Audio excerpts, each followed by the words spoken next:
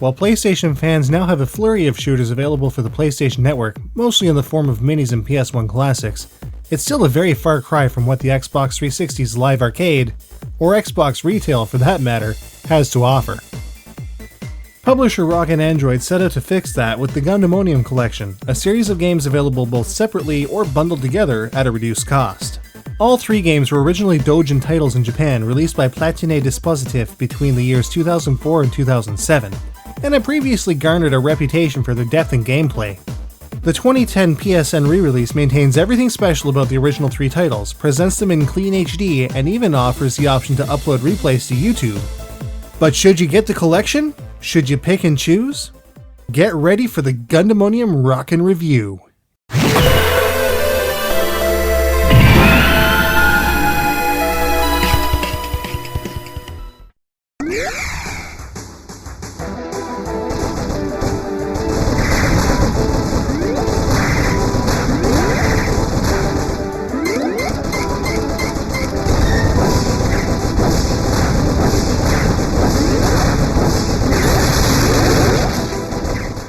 First up is Gundemonium Recollection, a single-player horizontal shmup. In Gundemonium Recollection, mankind's rapid advancement has led them to disaster in the 18th century. As part of the Rosenkrauss Foundation, main character Aerith rushes into action to stop the demons and put an end to their reign of terror.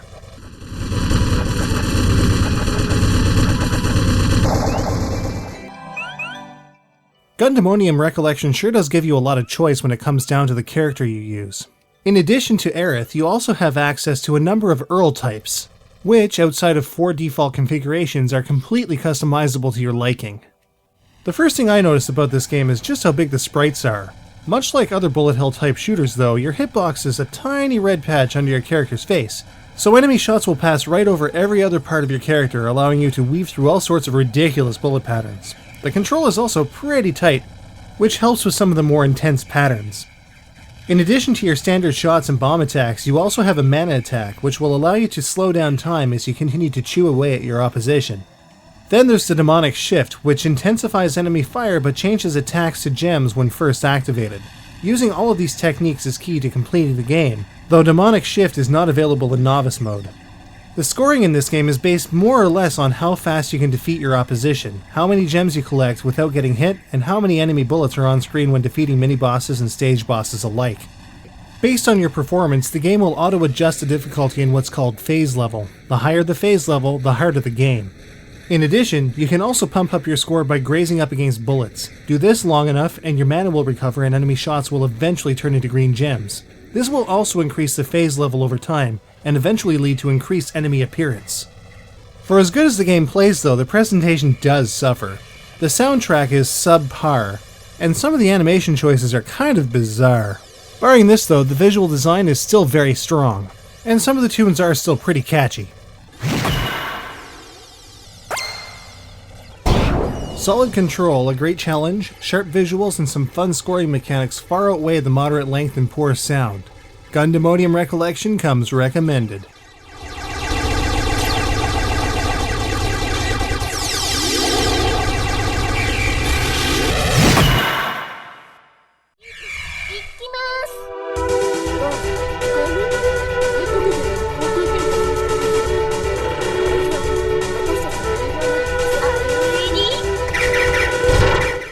Hiat Happa is the odd title out in this trio with its vertical orientation, and it also manages to be one of the most difficult thanks to its unique features.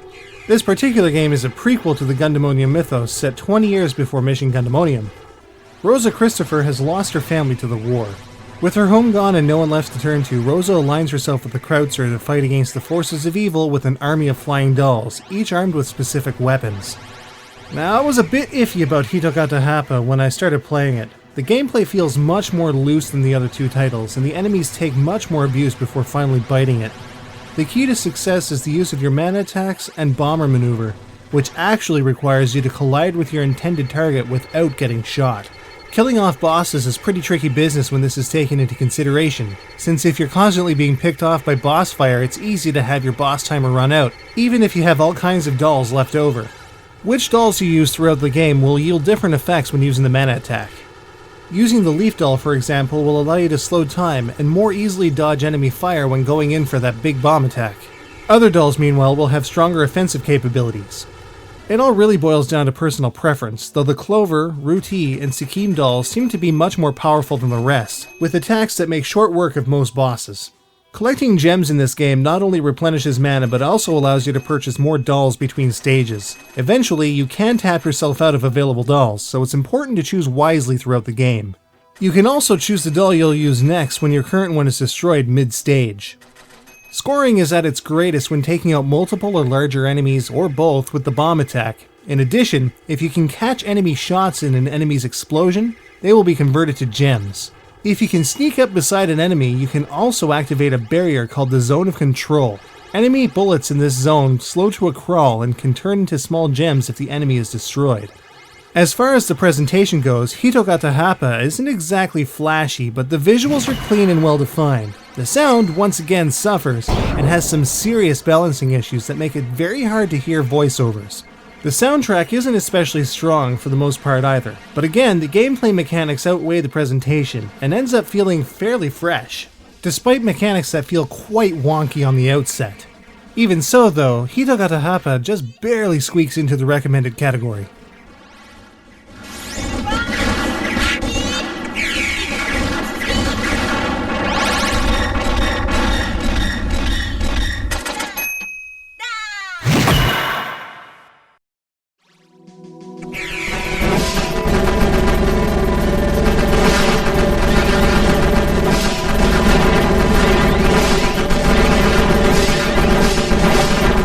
Last but certainly not least is Gundemonium. Set 10 years after the events of Gundemonium Recollection, Aerith makes a return to destroy the Demonium army once and for all. Now, some of you out there might remember the first look I did for the Gundemonium Collection back in summer 2010 for Single Pixel Hitbox. My previous complaint about this game still stands. The sound is plainly terrible. A few pieces in the final stages redeem the soundtrack, but overall, the sound is a dud. Fortunately, that's all I really have to complain about with this game, given that the gameplay is so tight and the length and challenge are great.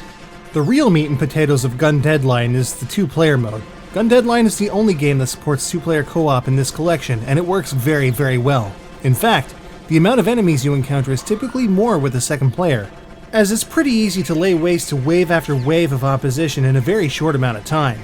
The basic mechanics of Gundemonium are very similar to Gundemonium Collection, save for the ability to switch the direction your character faces. This adds a great new dynamic to the mix, as you can cover your partner's back or vice versa when things get hairy. In addition, you also have the ability to choose which matrix to use for your bomb attack in place of a customizable Earl-type character. Gundemonium also adds the altar break mechanic, which occurs when a player collects enough gems before the time gauge reaches the altar point indicator near its right edge. If you cause altar breaks in every possible area, you'll also get a full break bonus. This will increase your score based on your altar bonus and grant you an extra life, up to a maximum of 5. You can also build up this gauge by collecting gems and bullet grazing.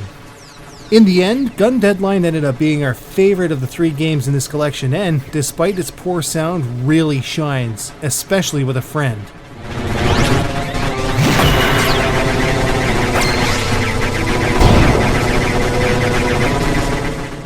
With its awesome gameplay mechanics, sharp visuals and control, high ingenuity, fun scoring, and decent length, if there was any single game that you had to decide on over any other, this would be it.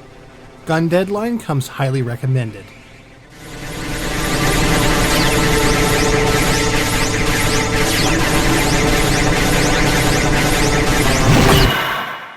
So the Gundemonium Collection is indeed worth the asking price of $10 on PSN as a collection, though the standout really is Gundemonium. You may or may not have noticed it, but there was a pretty recurring thing here. The sticky wicket, and my major gripe with all 3 of these games, was the sound. For the same price as the PS3 versions though, you can also get the Steam version of the Gundemonium Collection for just $10. It features amazing remixed tracks that really enhance the feel of the game and turn a good game with an iffy sound set into a great game with an appropriate presentation and good sound balance. In addition, the games are fully uncensored. I actually didn't know about the PS3 version censoring until I started playing the Steam versions, so fans of the PS3 edition should be in for a few surprises. Oh, and way better sound. If you're interested in this collection, the edge goes to the Steam edition, but either way, you can't lose.